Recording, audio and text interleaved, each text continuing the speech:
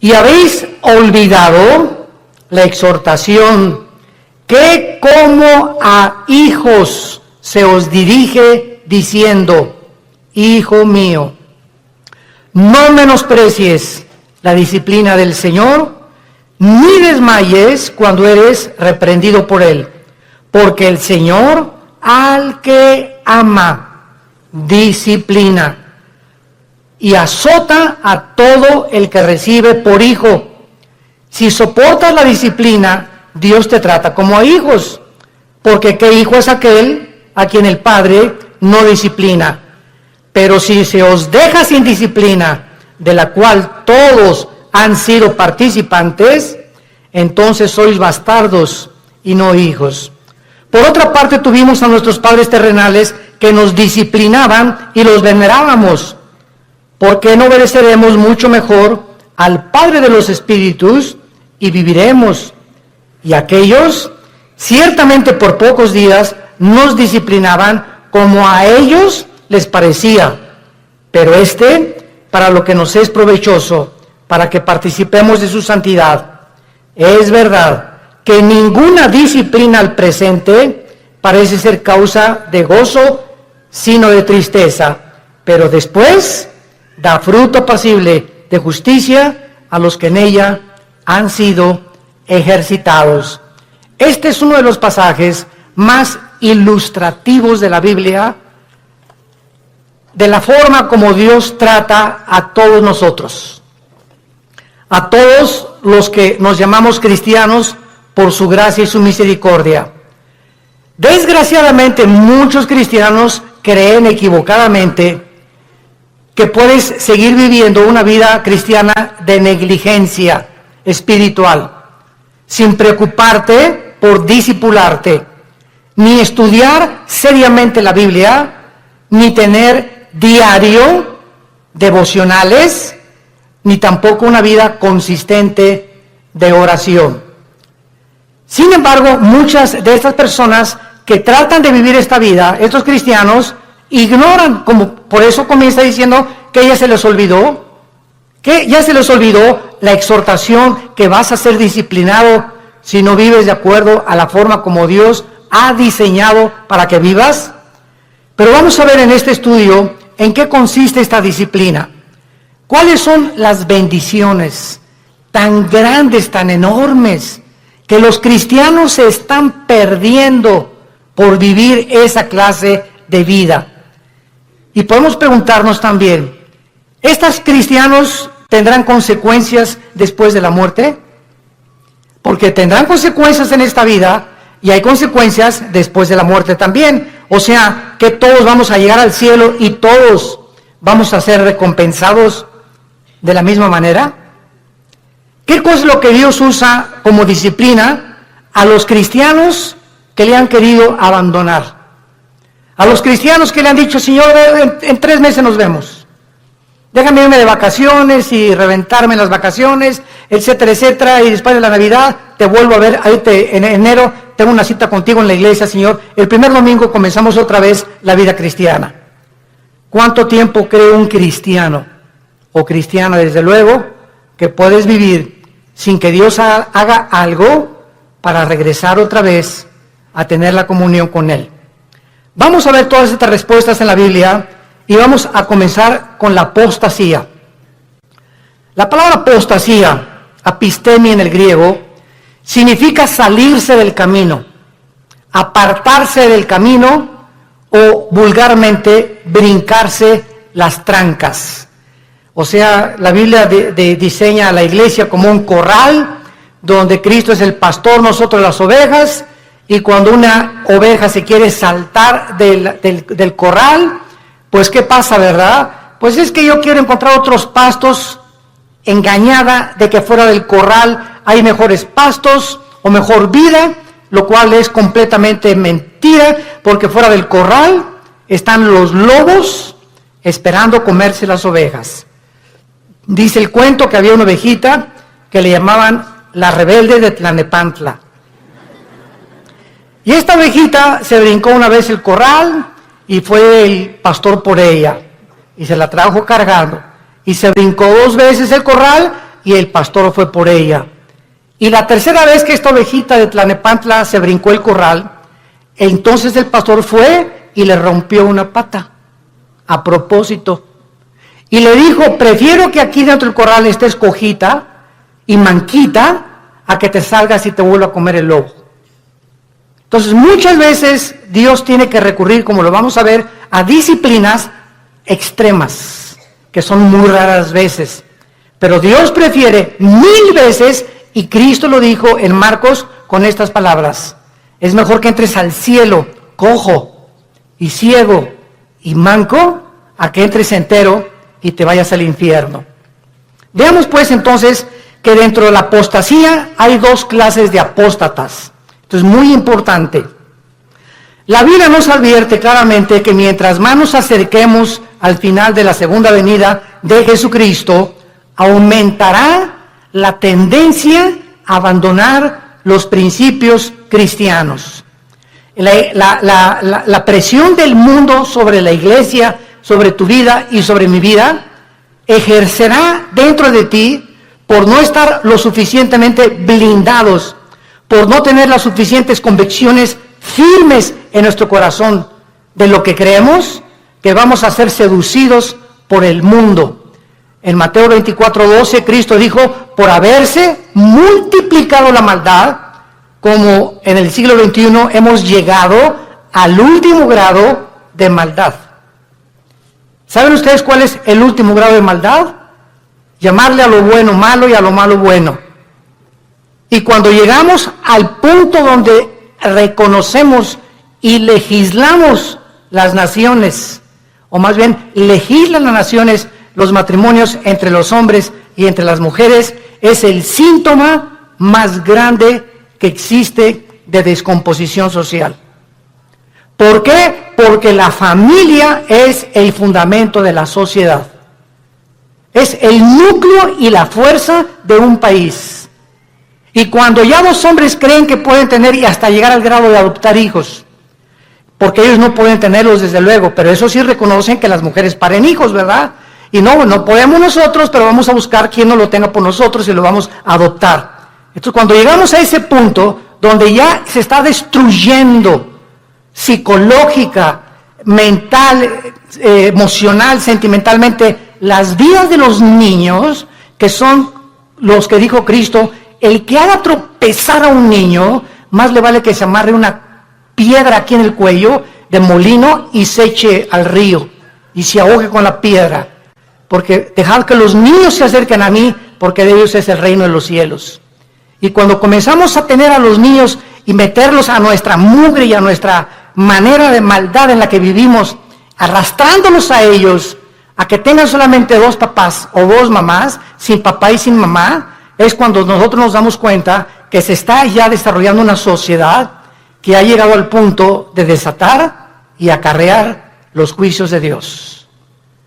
Entonces, la Biblia nos muestra claramente que esta maldad iba a aumentar. En 2 Timoteo capítulo 3 dice, vendrán tiempos peligrosos. Y esta palabra peligrosos, alepos, en el griego, significa feroces. Y solamente en todo el Nuevo Testamento se usa esta palabra, alepos, que se tradujo en 2 Timoteo, peligrosos, y en los evangelios se usa con los endemoniados. Cuando la Biblia describe al endemoniado gadareno, dice que era de aspecto feroz, o sea, alepos. Y vemos cuando dice Pablo en 2 Timoteo 3, del 1 al 5, vendrán tiempos de que los demonios van a aumentar su ataque contra los seres humanos, y habrá hombres amadores de sí mismos, intemperantes, orgullosos, sin afecto natural, con odio a los padres, sin respeto a la autoridad, etcétera, etcétera. Entonces la Biblia nos pinta un panorama que estamos ya entrando a ese lugar, a esa plataforma, a esta dimensión en la que el mundo va a ejercer más y más presión contra nosotros y muchos se van a apartar. Y esta palabra apostasía, como vimos, es salirse el camino, apartarse la verdad o seguir otro curso revelado. Por ejemplo, en Hechos 5:37, hablando de un líder de una secta, dice que se los llevó en pos de sí.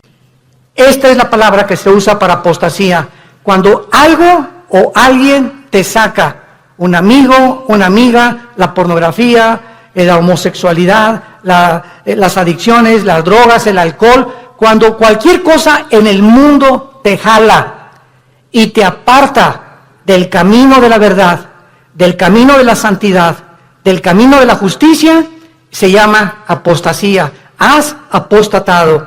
Ahora bien, hay dos clases de apóstatas. Esto es muy importante. Hay cristianos que son apóstatas por un tiempo. Y hay apóstatas que nunca fueron cristianos, pero que entraron a la iglesia por un tiempo y después se apartaron. ¿Cuál es la diferencia entre el cristiano que apostató y el que es apóstata para siempre? Como lo vamos a ver a continuación. La diferencia está en que si tú eres un cristiano y te has apartado del camino y eres hijo y eres hija de Dios, pau, pau, pau y pau, y te viene duro. Dios te hace regresar. De la oreja nos trae de regreso. Pero si eres una persona que jamás recibiste a Cristo, pero fuiste a los estudios bíblicos y fuiste a los desayunos y tal vez algún día que hiciste una decisión por Cristo, pero realmente tus convicciones no eran firmes ni profundas, te vas a apartar del Señor, pero la diferencia está en que tú nunca vas a regresar al camino. Entonces, el cristiano que se aparta, Dios lo regresa por las buenas y por las malas, y lo vamos a ver. A muchos, Dios inclusive prefiere llevárselos a casa antes de que sigan lejos de Él. Entonces vamos a ver que hay cristianos que se mueren antes de que Dios termine su programa con sus vidas. Hay cristianos que se mueren antes de que acaben la misión que Dios les dio, porque solo Dios sabe que has llegado al colmo y no te vas a arrepentir, pero como eres hijo y la salvación no se puede perder, te lleva a casa antes de tiempo. Veamos en primer lugar algunos ejemplos de los apóstatas que nunca fueron salvos. Juan capítulo 13, el clásico ejemplo de Judas. Es increíble que yo he escuchado varias veces a muchas personas predicar o enseñar que Judas perdió la salvación por el amor de Dios. O sea, que fue salvo, pero que perdió la salvación. Vamos a ver qué dice la Biblia. En Juan capítulo 13, versículos 10 y 11. Ya Cristo está a punto de entrar a la cruz y al huerto de Getsemaní. Y les dice, el que está lavado no necesita lavarse, sino lavarse los pies, pues está todo limpio. Eso le estaba hablando a todos los apóstoles que eran salvos, que eran cristianos, como todos nosotros. El momento que recibes a Cristo, ¿quién nos lava?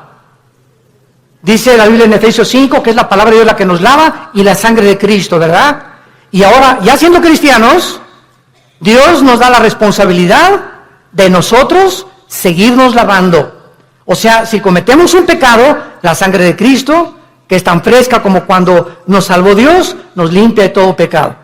Entonces, un cristiano tiene que estar continuamente metiéndose a la regadera, porque diario se nos pega la contaminación del mundo, lo que oyes en tu oficina, con tus amigos, en la escuela, en la universidad, chistes groseros, un programa grosero, desnudos en la televisión, desnudos en el cine. Todo eso entra a nuestra alma y nos ensucia, nos contamina.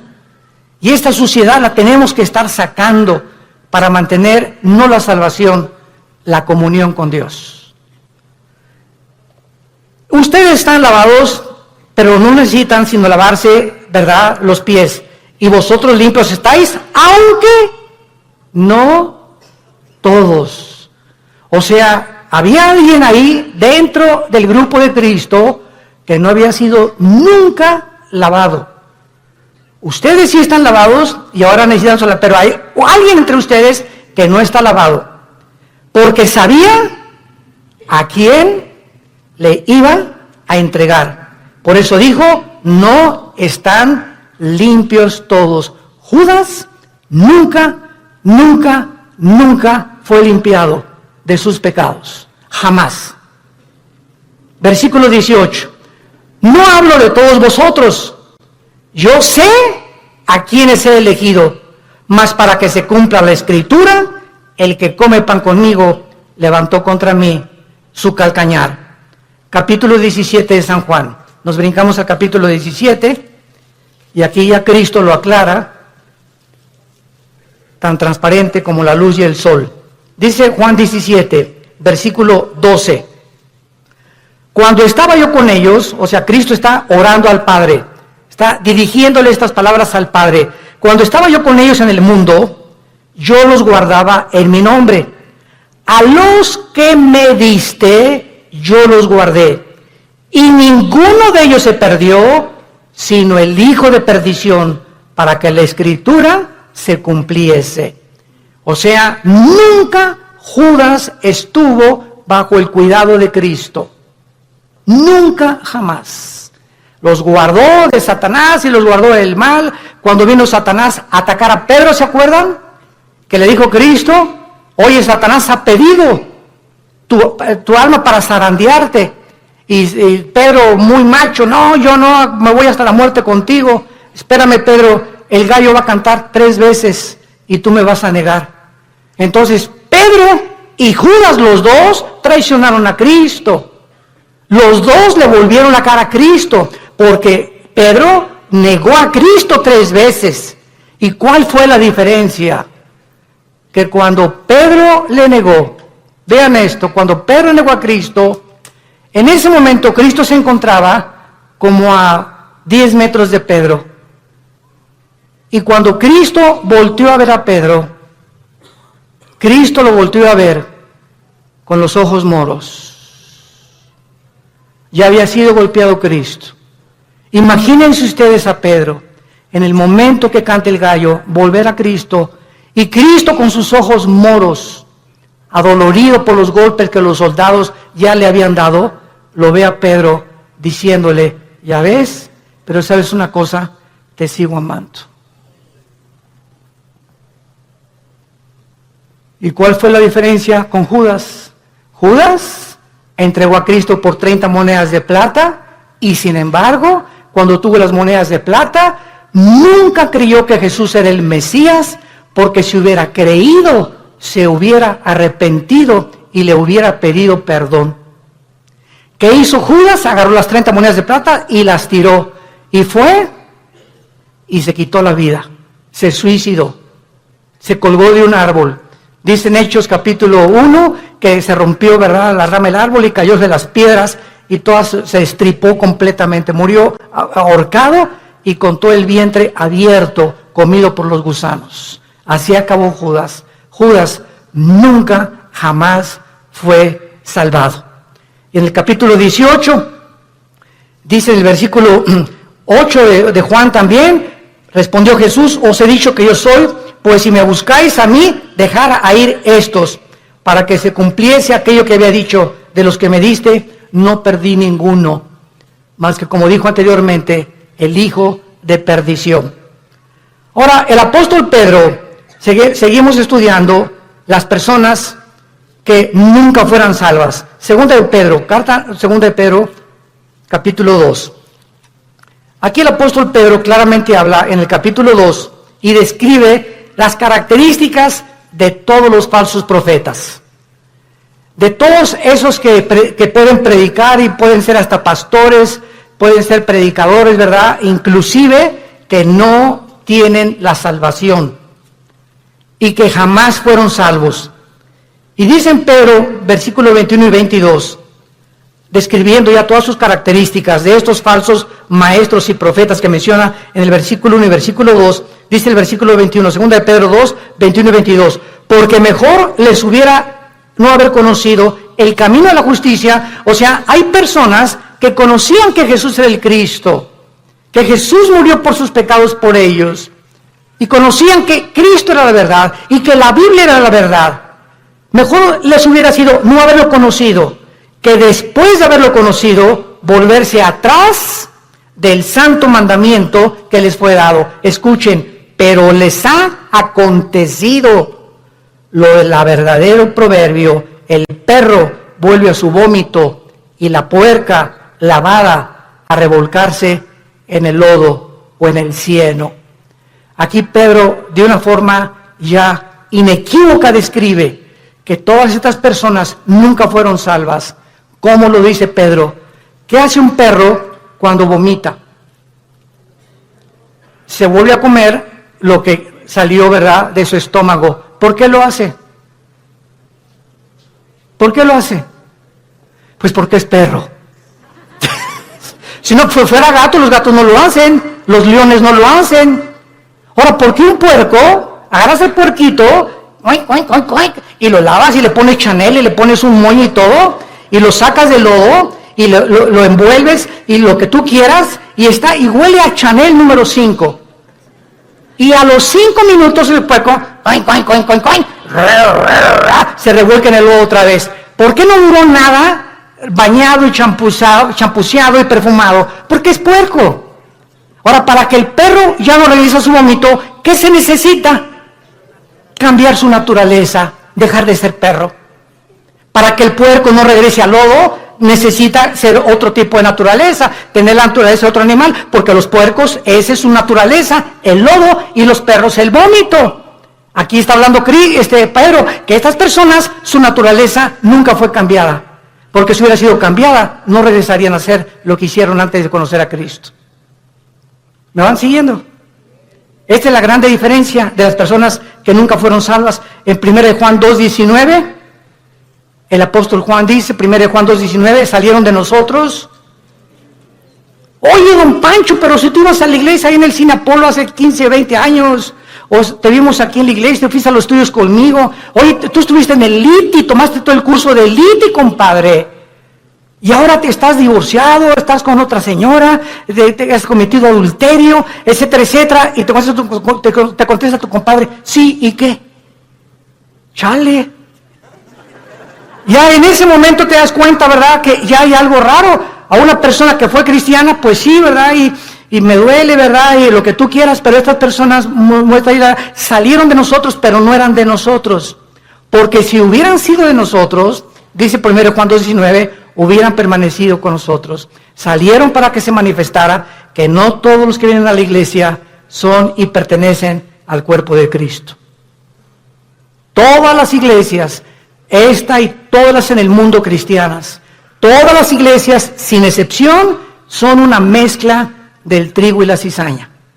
Así que el que está a tu lado a la derecha, aunque tengas cara de Santa Rita de Casia, y el que está atrás de ti, que tiene cara en Clodomiro, no son todos lo que aparecen ser.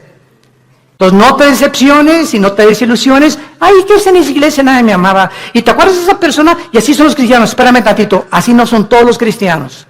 Si un avión se cae con un piloto porque iba borracho, no significa que todos los pilotos de American Airlines son borrachos. Si un carro de carrera choca, no significa que todos son tan tontos como el que chocó. Entonces no puedes generalizar. Entonces tenemos que entender eso. La iglesia es una mezcla y no todos son lo que son. Hay un remanente en todas las iglesias de verdaderos hijos e hijas de Dios. Y solo el tiempo dirá verdaderamente quiénes son los que permanecieron hasta el final. Muy bien, veamos ahora los que son salvos. Proverbios capítulo 3, los apóstatas que son salvos, pero que regresan porque son hijos de Dios, y Dios, hay su promesa, al que ama, disciplina. Y si no hay disciplina, es porque nunca fuiste hijo de Dios. Por eso sigues haciendo lo que te da la gana. Porque si fueras hijo de Dios o hija de Dios, ¿desde cuándo Dios que ya te hubiera surtido? Y bien surtido. Pero sigues igual de hace 1 o 2 años, precisamente porque nunca has pertenecido a la familia de Dios. Dice en Proverbios 3, versículo 11 y 12, no menosprecies, hijo mío, le está hablando a sus hijos, el castigo de Jehová, ni te fatigues de su corrección, porque Jehová al que ama castiga, como al padre a quien quiere. Vamos a ver que en el Antiguo Testamento los castigos eran diferentes de los castigos del Nuevo Testamento. Y Dios trataba de una forma a los cristianos, porque no eran cristianos, ¿verdad? Cristiano significa lleno del Espíritu. A las personas que formaban parte del pacto abrámico y a los que no formaban parte del pacto abrámico davídico palestino. Entonces era muy diferente, lo vamos a ver más adelante. Veamos ahora en Lucas 15, ¿se acuerdan del hijo pródigo? Bueno, dice la Biblia, un padre tenía 2 hijos, todo el mundo conoce esta historia, del 11 en adelante. Y de repente uno de los hijos le dice, oye viejo, dame toda la herencia, échame mis centavitos que me pertenecen. En el antiguo Oriente, un muchacho que hacía eso, quedaba desheredado. Porque era el peor pecado que pudiera hacer, dame el dinero. No era hasta que el padre se moría que podía dar la herencia. Pero este muchacho ya quería quemarse la herencia. Y le dice al padre, dame mi herencia. Y el padre respeta su libre albedrío. Respeta su decisión. Aquí está, hijo, tu herencia. Y el hijo se fue, como todos vemos en la historia, y desperdició sus bienes y a las discos, en chavas, en por acá, en bailongos, etcétera, etcétera, y que el cha-cha-cha, y que el twist, y que por acá. Y entonces se acabó el dinero y comenzó a buscar trabajo y no encontró trabajo. Había ya deteriorado su salud y encontró trabajo alimentando puercos. Alimentando puercos. Y entonces fíjense ustedes, estando el hijo pródigo en la condición en la que se encontraba, alimentando puercos, de repente algo pasó en su vida. ¡Pum! Algo lo hizo despertar y ver la realidad de lo que él había hecho. Y no en todos, a muchos Dios los deja.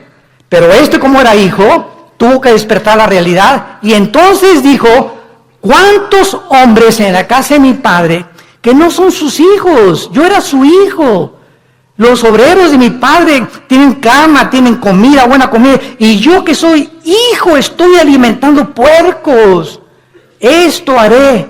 Ahí está la conciencia que no todos tienen. ¿Por qué la tuvo él? Porque era hijo. Esto haré. Regresaré e iré con mi padre y le pediré perdón. Y le diré, padre, no vengo a nada. Vengo a que me hagas hasta atrás y no quiero ni siquiera que tener los privilegios que tienen tus hijos. Hazme como un obrero como todos los demás. Y el padre no estaba con un bate de béisbol esperándolo, ni con un garrote. El padre se retrata en la Biblia, en este pasaje, que siempre todos los días, con sus brazos abiertos, mirando al horizonte, siempre esperando y sabiendo que como era su hijo, tenía que regresar algún día. Y Dios sabe que nosotros, cuando nos alejamos de Él, siempre nos está esperando a que regresemos, que le pidamos perdón, porque nos ama, está enamorado de nosotros. Dios está enamorado de nosotros. No te imaginas cuánto te ama Dios, que dio a su hijo. A su hijo lo dio por ti y por mí, para que tú y yo jamás nos alejemos ya de Él. Y cuando nos alejamos, Él prefiere 1000 veces dejarte cojo, manco, hacer algo para que regreses, porque eres su hijo. Y nunca, nunca, nunca nadie nos podrá separar de Él. Nadie, porque somos sus hijos. Y el padre gritó, traigan el mejor becerro y vamos a hacer una fiesta, y traigan un anillo y pónganselo en el dedo, y traigan las mejores ropas, que significa la justicia de Cristo. Y entonces, ¿por qué el hijo regresó? Porque nunca perdió su calidad de hijo, nunca. Y este es un ejemplo clásico de una persona que es hijo, se aleja de Dios, pero regresa a Dios, porque somos hijos, tenemos que regresar, tarde o temprano nos convence Dios para regresar con Él. Y si no nos regresamos, y si lo que nos hace Dios para regresarnos no nos sirve, nos prefiere llevar a casa, antes de que el camino sea blasfemado por tu culpa o por mi culpa. Veamos otro ejemplo en 1 Corintios 5, vamos al Nuevo Testamento. 1 Corintios 5. Aquí está un caso tremendo de un muchacho que pues no era como nosotros, ¿verdad? Nosotros tenemos la Biblia completa. La iglesia de Corinto era la iglesia más carnal de todas las iglesias del Nuevo Testamento, pero eso sí, tenían todos los dones, pero eran carnales. Dice 1 Corintios 5, de cierto se oye, dice Pablo escribiéndoles, que hay entre ustedes fornicación. O sea, me han llegado noticias de que en la iglesia hay inmoralidad. Y tal inmoralidad o tal fornicación, cual ni aún se nombra entre los gentiles, o sea, ni en las personas del mundo, tanto que alguno tiene la mujer de su padre. O sea, había un miembro en la iglesia de Corinto que estaba teniendo relaciones con su madrastra, con la mujer de su papá. Y dice Pablo, y ustedes, les habla a los líderes, están envanecidos. ¿No debieran más bien haberse lamentado para que fuera quitado de en medio de vosotros el que cometió tal acción? O sea, Pablo dice, oigan, ¿por qué no han reaccionado? Ustedes están conscientes que este muchacho está teniendo relaciones con su madrastra y lo dejan seguir asistiendo a la iglesia. ¿Y qué lo debemos de correr? Pues traerlo para enfrente, ¿verdad? Y enfrentarlo con su situación. Ahora tenemos la Biblia y nos damos cuenta que los líderes, cuando sabemos que alguien tiene pecado, la iglesia es un hospital y te vamos a ayudar. Pero cuando sabemos que alguien insiste y sabemos que alguien, por ejemplo, si una señora me dice, mi esposo tiene ya 6 meses que es adúltero, hermano, pastor, y ya hablamos nosotros con el esposo, los pastores, y le dijimos, mira, estás bien de pecado, y sabemos que él sigue en adulterio, la disciplina de Dios es decirle a esa persona, tú no puedes entrar a la iglesia, porque puedes entrar porque es un hospital, si colaboras con el doctor para que te cure. Pero ¿de qué te sirve ir al hospital? A que te pongan benditas y que te pongan curitas, y saliendo del hospital te las arrancas y te las quitas. Y regresas con el doctor, oiga, ya le he puesto 3 curitas, pues es que no me gustan, entonces ¿para qué vienes conmigo? Si no quieres que te cure, ¿para qué vienes al hospital? Y así es la iglesia, un hospital de almas enfermas que necesitan sanidad de Dios. Y dice más adelante el versículo 3, ciertamente dice Pablo, yo, como ausente en cuerpo, pero presente en espíritu, ya como presente he juzgado al que tal cosa ha hecho, en el nombre de nuestro Señor Jesucristo, reunidos vosotros y mi espíritu con el poder de nuestro Señor Jesucristo, el tal sea entregado a Satanás para destrucción de la carne. Vean ustedes con mucha atención lo que sigue, a fin de que el espíritu sea salvo en el día de Cristo o en el día del Señor. ¿Qué estaba diciendo Pablo? Que cuando una persona es disciplinada por los pastores en la iglesia y es sacada de la iglesia al mundo, lo sacas del corral, afuera del corral están los lobos. Y Dios le da el permiso a Satanás de atacar a esa persona y quitarle la vida. Y quitarle la vida. Pero el espíritu es salvo porque era hijo de Dios. A fin de que el espíritu sea salvo. Aquí está un muchacho que iba a morir en pecado, pero como la salvación no se pierde, se va al cielo antes de tiempo. ¿Por qué? Porque la salvación que nos ha dado es por gracia. Para que nosotros seamos salvos y entendamos esto, no puede haber ninguna obra buena antes de la salvación, ni ninguna obra buena después de la salvación, para que nosotros seamos mantenidos siendo salvos. Cuando alguien me dice que la salvación se puede perder, les digo, bueno, es que tú no has entendido el pacto de Dios. Antes de Cristo, ¿cómo fuiste salvado? ¿Qué hiciste para ser salvo? Nada, no hizo nada, y Dios te salvó. Bueno, ya eres salvo. Y ahora me dices que ahora me tengo que hacer buenas obras para mantener mi salvación. No, de ninguna manera. Si hay alguna sola obra que tú hagas para decir que esas obras están manteniendo en el camino de la salvación, entonces ya estás atrayendo mérito sobre tu vida y le robas la gloria a Dios. Las buenas obras que hacemos después de que somos salvos no son para mantener la salvación, son como el fruto de nuestra santificación. Efesios 2:10, porque para buenas obras hemos sido llamados, las cuales preparó Dios de antemano para que anduviéramos en ellas. Entonces, las buenas obras que yo hago después de Jesucristo implican y dan testimonio que soy hijo de Dios, pero no hago buenas obras, ni me porto bien para decirme, Señor, ya pequé, ya perdí la salvación, ya perdí el nuevo nacimiento, mañana nazco de nuevo, ¿verdad? O ya pequé, el Espíritu Santo ya me selló, pero ya se fue porque ya perdí la salvación, pero el año que entra que regrese a ti, me vuelves a sellar, ¿verdad? Imagínense ustedes este estado tan absurdo espiritual de una persona.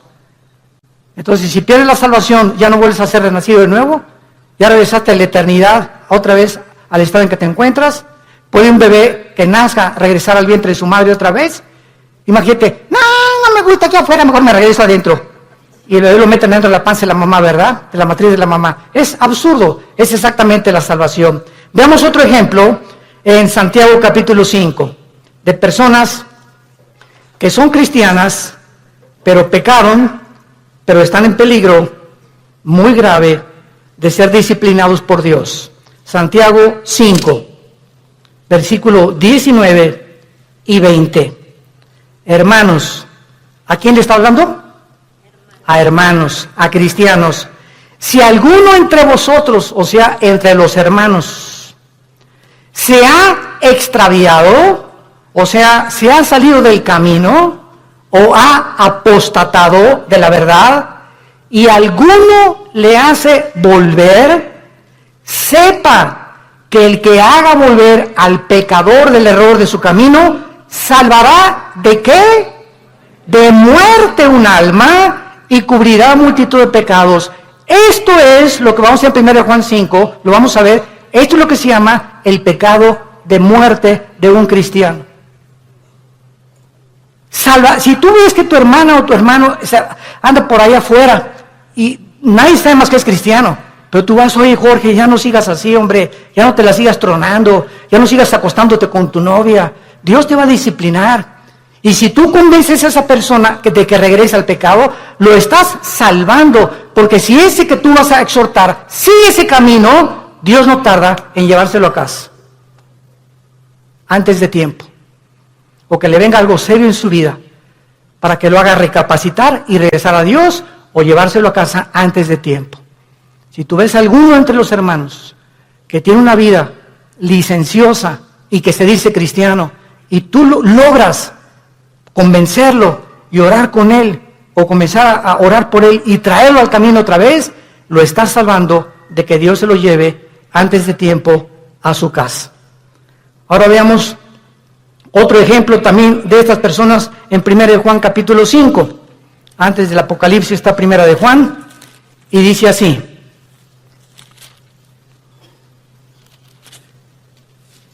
Primero Juan capítulo 5, versículo 16. Si alguno viere a quién, a su hermano, otra vez a un cristiano, si alguno viere a su hermano cometer pecado que no sea de muerte, pedirá a Dios y le dará vida. Esto es, para los que cometen pecado que no sea de muerte. Hay pecado de muerte por el cual yo pido que no se pida, o por el cual yo digo que no se pida. Vean ustedes la diferencia. Hay cristianos que solo Dios sabe que aunque tú vayas y los exhortes, no van a regresar a Dios, pero son cristianos. Están tan endurecidos y tan aferrados al adulterio, o a esto, o a la fornicación, o a aquello, que solo Dios sabe, que porque solamente Dios conoce el corazón, que no van a regresar. Y entonces hay muchas personas que Dios sabe que no van a regresar, y ya no les pone a los demás hermanos orar por él. Así que mientras tú tengas ganas de orar por alguien, significa que ese pecado no es de muerte todavía. Pero cuando ya no sientes orar por nadie, o por esas personas que andan en pecado, y tú ya tienes 1 mes o 2 meses que no oras por ellos, es porque el Espíritu Santo ya no te los ha puesto, porque ya no tarda Dios en llevárselos a casa. Esas son las personas que son salvas, pero que han cometido el pecado de muerte. Ahora veamos algunas causas espirituales por las cuales los cristianos se apartan de Dios. He apartado 4 principales razones. La primera es la persecución. Juan capítulo 15, 18 al 19. Si el mundo los aborrece, sepan, nos está hablando los hijos de Dios, que el mundo me aborreció a mí. Si tú eres cristiano y regresas a tu casa y ya con el pastor, ay pastor, pues desde que me convertí, ya mis padres no me quieren y en la escuela se hacen burla de mí, bla, bla, bla, etcétera, etcétera. Pues, ¿qué creías entonces? Dios nos llamó no solamente a creer en Él, sino a padecer por Él también. Ahora, ¿no quieres que te persigan? ¿No quieres ser diferente a los demás? ¿No quieres que nadie te calumnie, ni que nadie haga chismes contra tu vida? No hay ningún problema. únete al grupo de ellos y no seas diferente. Pero si eres diferente, te van a perseguir y te van a calumniar y nos van a inventar cosas contra nosotros, porque el mundo odia a Cristo y nos odia a nosotros, que somos sus representantes. Y esta persecución hace la que mucha gente, no, pues yo prefiero mejor, no, y contestas, ¿es cierto que tú eres cristiano y que andas con los aleluyos? No, mira, bueno, soy cristiano, pero no soy exagerado, no estoy así en un extremo, estoy conociendo a Cristo, y comienzas a poner pretextos y a avergonzarte y decirles, sí, ¿y qué? ¿Te gustó? ¿No les gustó? Qué bueno, me da mucho gusto, me da tristeza como ustedes viven, he encontrado a mi Salvador. ¿Por qué nos habíamos de avergonzar de aquel que en la cruz dio su vida desnudo por nosotros? Él no se avergonzó por nosotros. ¿Y tú te avergüenzas de él porque tu familia te persigue? ¿Porque eres diferente a tu familia?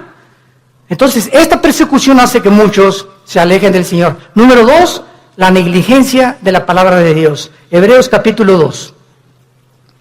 Ya la Biblia no la lees desde hace 2, 3 semanas. Ya la lees allá nomás el domingo. Ya no tienes un devocional diario con el Señor. Y dice Hebreos 2. Por tanto, es necesario que con más diligencia atendamos las cosas que hemos oído. No sea que nos deslicemos. Porque si la palabra dicha por medio de los ángeles fue firme, y toda transgresión y desobediencia recibió justa retribución, ¿cómo escaparemos nosotros si descuidamos una salvación tan grande, la cual, habiendo sido anunciada primeramente por el Señor, nos fue confirmada por los que lo oyeron? Esta frase, ¿cómo escaparemos nosotros si descuidamos la salvación? Muchos la han atribuido a que si se pierde la salvación, nos está hablando Dios, ¿cómo escaparemos de su disciplina? Lee también Hebreos 12. Al que ama Dios disciplina, y si no hay disciplina no eres hijo, eres bastardo. Entonces, ¿cómo escaparemos? ¿Cómo crees que te vas a escapar de Dios habiendo sido cristiano ya? Si tú descuidas tu vida devocional con Dios. Número 3, la amargura. Hebreos 12:15. La amargura es otra causa de alejarse de Dios. Mirad bien, Hebreos 12:15, que ninguno de ustedes deje de alcanzar la gracia de Dios. ¡Qué tremendo!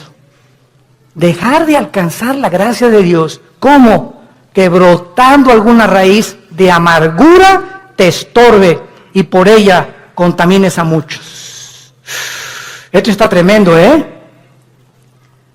Hermano en Cristo, hermana en Cristo, tú y yo no podemos darnos el lujo de odiar a nadie. Hayan hecho lo que nos hayan hecho. No podemos darnos el lujo de tener rencor contra nadie. Hayan hecho lo que te hayan hecho. Que te violaron, que te robaron, que te golpearon, que tus papás, lo que hayas atravesado en la vida, perdónalo. Perdónalo. Perdónalo. Que no puedo perdonarle, cae de rodillas, Señor, díselo, no puedo perdonar. Gracias, hija, porque eres honesta. Padre, si tú no me das el poder de perdonar a Pancho, o a Lucrecia, o a Carlita, etcétera, etcétera, o al perro que me mordió, no tengo la capacidad de perdonar. Pero si tú eres cristiano y estás en tu corazón en este momento que me escuchas, tienes algo contra alguien que te ha lastimado en el pasado, ten mucho cuidado, porque el rencor se vuelve en amargura. Y cuando un cristiano está amargado, cierra el cielo. Cierra el cielo.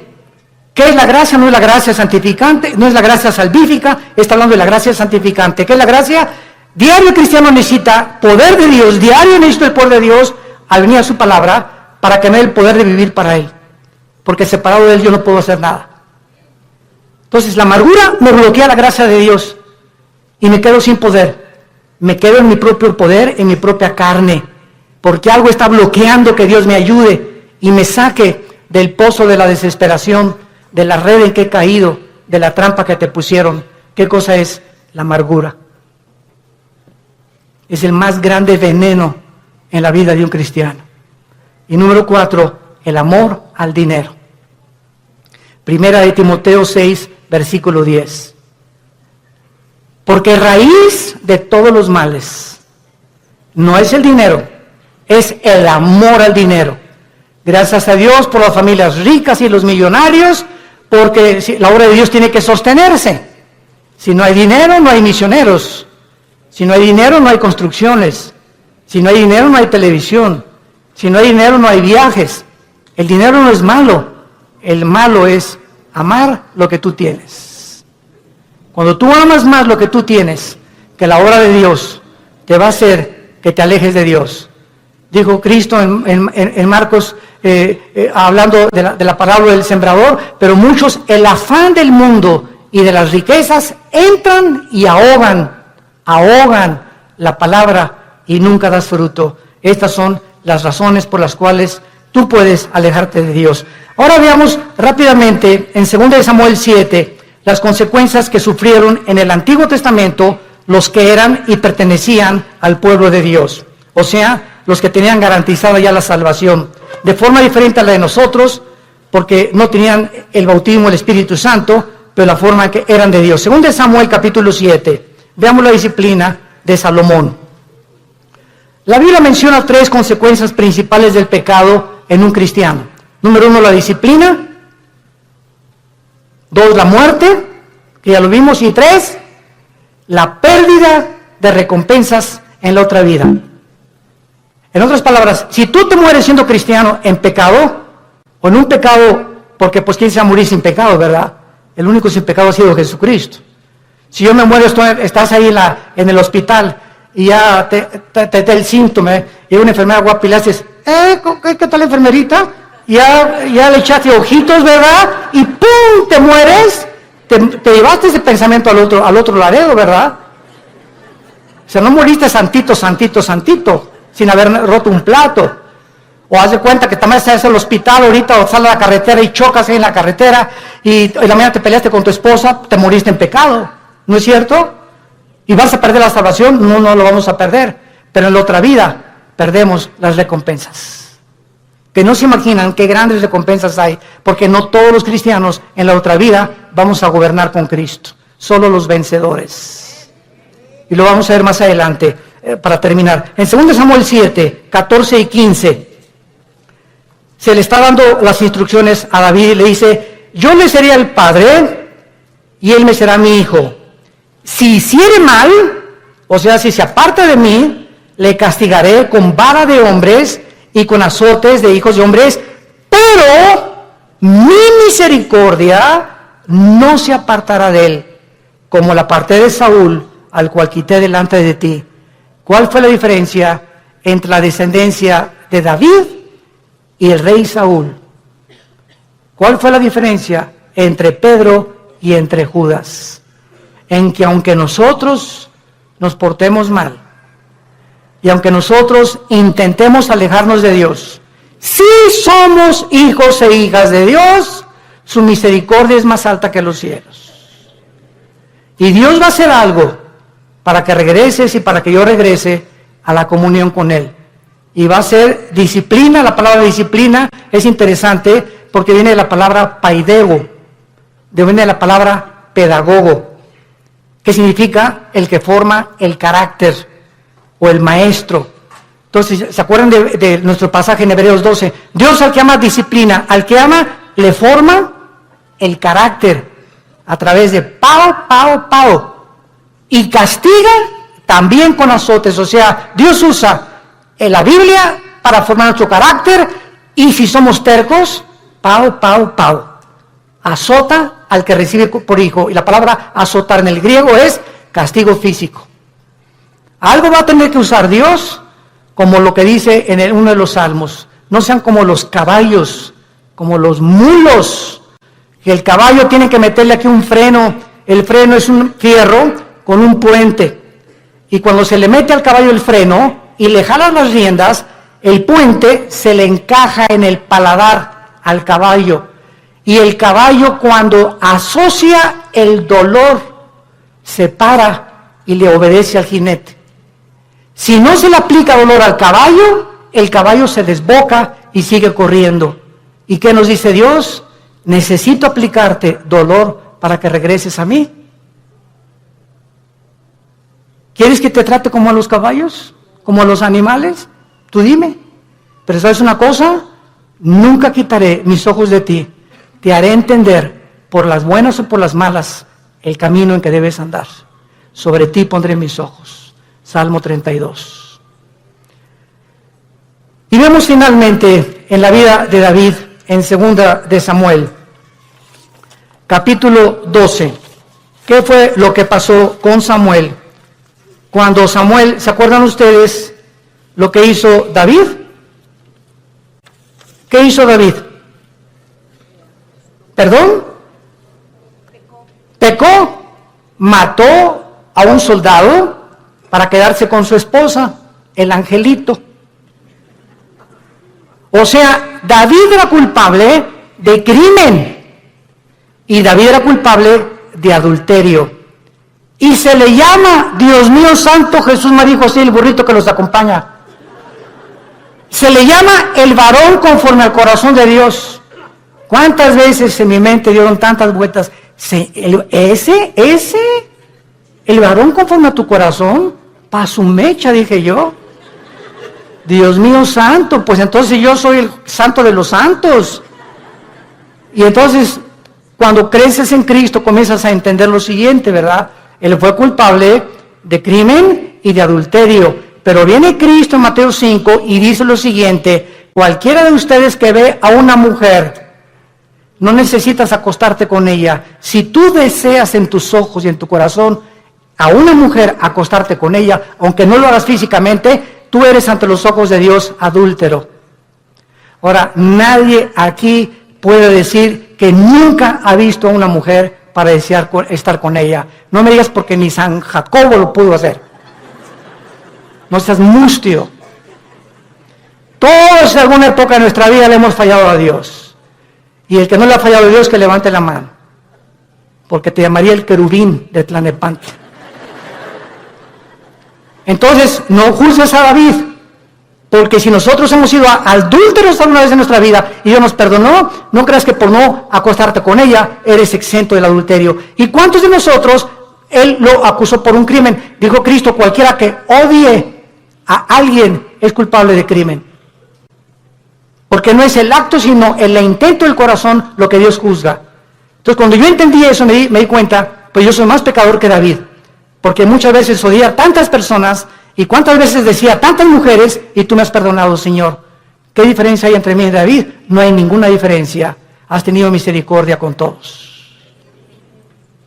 Y ahora todos nosotros somos varones y mujeres conforme al corazón de Dios, porque somos sus hijos. Y nos amó hasta la muerte en una cruz. Y dice en 2 de Samuel capítulo 13, versículo 13 y 14. Para terminar, dice la Biblia: porque ¿a dónde iría yo con mi deshonra? Y aún tú serías estimado como uno de los perversos en Israel. Te ruego que hables al rey, que él me lo negará. Mas él no quiso ir, sino que pidiendo más, que ella lo forzó y se acostó con ella. Luego la aborreció a Amón con un gran aborrecimiento. Vemos nosotros aquí, cuando dice remover la misericordia, se refiere al pasaje donde el rey Saúl fue advertido que si obedecía a Cristo, él permanecería firme en su reino. Pero en cuanto le desobedeciera, perdería la misericordia de Dios, porque nunca fue hijo e hijo de Dios. Santos de Dios, tenemos nosotros ahora delante de nuestras vidas un panorama tremendo. Vale la pena permanecer en Cristo. Vale la pena ya tomar en serio a Dios y decir: voy a tener devocionales con Él diario, porque separado de ti no lo voy a hacer, Señor. Limpiar mi vida, amar a mi esposa, amar a mi esposo, darles un buen ejemplo a nuestros hijos, vivir una vida sexual, limpia, pura y santa delante de Dios, que tiene grandísimas recompensas para tu matrimonio futuro, para tus hijos y para la eternidad. Y acabamos con Apocalipsis capítulo 20, donde comprobamos las recompensas finales de que no todos los cristianos, aunque dicen: aunque de panzazo me vaya al cielo, con 6 de calificación, con eso me conformo. No te conformes con el 6. Dice Apocalipsis 24, y vi tronos, y se sentaron los que recibieron facultad de juzgar. Y vi las almas de los decapitados por causa del testimonio de Jesucristo y por la palabra de Dios, los que no habían adorado a la bestia ni a su imagen, y que no recibieron la marca en sus frentes ni en sus manos, y vivieron y reinaron con Cristo 1000 años. Vi tronos y se sentaron solamente algunos, o sea, los que recibieron el derecho, la facultad, el honor de sentarse en un trono. Sentarte en un trono en la Biblia es gobernar. Y Cristo dijo en Apocalipsis 2, el que venciera al final se sentará, como yo me senté con el Padre en el trono, tú te sentarás conmigo a gobernar también. O sea que en la otra vida va a haber reyes y príncipes y soldados rasos, cristianos que nunca quisieron pasar al siguiente nivel de santidad ni de crecimiento en la gracia de Dios. ¿Qué escoges tú en esta tarde para vivir en tu vida cristiana? Dios al que ama disciplina y azota al que recibe por hijo. No juegues con Dios. No juegues con Dios, porque Dios es un Dios santo, santo, santo. Gracias por tu palabra, Señor, en esta tarde, por el amor tan eterno e infinito que has derramado en nuestras vidas por ti, al mostrarnos que la vida de tu Hijo fue el precio que pagaste para que nunca dudáramos de cuánto nos amas, porque eres un Dios bueno. Cuán grande es la bondad de Dios que Él ha guardado para los que le aman y guardan sus mandamientos. Confié en el Señor y Él me ayudó y me libró de mis angustias y me puso sobre la roca y de la vergüenza de mis enemigos y de la vergüenza y el oprobio de mis perseguidores. Diré yo a Jehová, esperanza mía, castillo mío, mi Dios, en quien confiaré. Castillo mío, mi roca. Torre fuerte es el nombre de Jehová. A Él correrá el justo y seremos levantados. Dios en esta tarde te está hablando, tú que has alejado tu camino de Él. Ustedes que nos ven por la televisión y por los medios de las redes sociales, si tú has escuchado este mensaje y sabes que Dios te está diciendo, regresa mi hijo mío, regresa hija mía, te estoy esperando desde hace muchos meses o años, y si estás oyendo mi voz es porque eres mi hijo y porque eres mi hija, y tus lágrimas que yo veo me dan evidencia de tu arrepentimiento. Ven a mí, te estoy esperando, no para castigarte ya, sino para vestirte con mi justicia, para que celebremos juntos la fiesta otra vez, para devolverte el gozo de la salvación y para que sigas caminando en mi mano y jamás te apartes de mí, porque ciertamente el bien y la misericordia te seguirán todos los días de tu vida y algún día estarás conmigo en casa, dándome las gracias de todo lo que hice por ti y del amor eterno con que te he amado. Ven a mí, arrepiéntete de tus pecados y entrégale tu vida a Jesucristo. Y dile, Señor, perdóname haberme alejado de ti. Regreso a ti con todo mi corazón y con todas las fuerzas de mi alma. Gracias por haberme hablado esta mañana y haberme dicho que no puedo vivir así ya. Que el pecado, la paga del pecado es la muerte, y que el que esconde sus pecados no prosperará, mas el que los confiese y se aparta alcanzará misericordia.